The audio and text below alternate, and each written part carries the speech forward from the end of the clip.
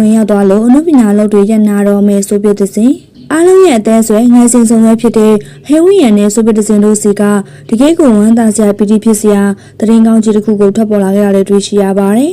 မကြသေးခင်ကခန္ဓာကြီးကျယ်လက်ပါလုံးနဲ့မင်္ဂလာပွဲ9ပွဲကိုတနိုင်ငံလုံးဟိုးလင်းတကြကြောကျင်းပခဲ့ကြသလိုသူတို့ဇနီးမောင်နှံကအခုဆိုရင်ကိုဝင်လင်းရခဲ့ပြီးဖြစ်ကြောင်းဘဝရဲ့နောက်ထပ်အဆင့်တစ်ခုကိုတက်လှမ်းဖို့အတွက်ပြင်ဆင်နေကြပြီပဲဖြစ်ပါတယ်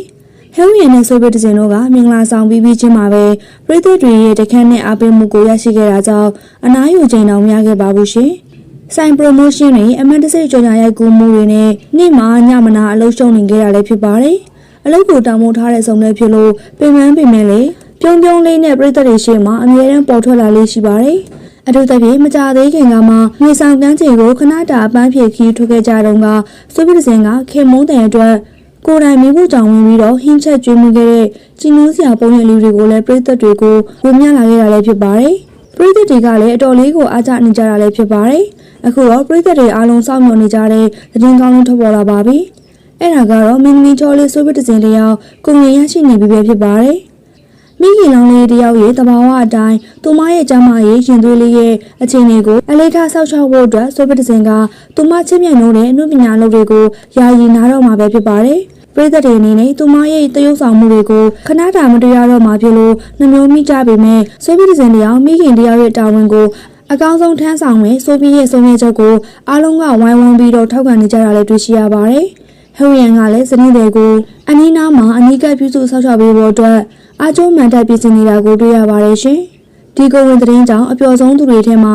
ဟဲဝီယန်ရဲ့မိဘတွေကလည်းပါဝင်နေပါတယ်။အားလုံးသိကြတဲ့အတိုင်းပါပဲဟဲဝီယန်ရဲ့မိဘတွေကချွေးမဖြစ်သူဆိုဗီယက်တစ်စင်ကိုသမီးအရင်တယောက်လိုနွေနွေထွေးထွေးနဲ့အဆအဆရရကူးဆိုင်နေကြတာလည်းဖြစ်ပါတယ်။မင်္ဂလာဦးလက်ဆောင်အဖြစ်နဲ့လည်းတိမ်ပေါင်းများစွာတမိုးရှိတဲ့အင်ဂျီတစ်လုံးကိုလက်ဖွဲ့ပေးခဲ့ကြတာဖြစ်တယ်လို့ဆိုဗီယက်တစ်စင်ကလည်းကံအကောင်းဆုံးချွေးမလို့တောင်မှဆိုရတာလည်းဖြစ်ပါတယ်။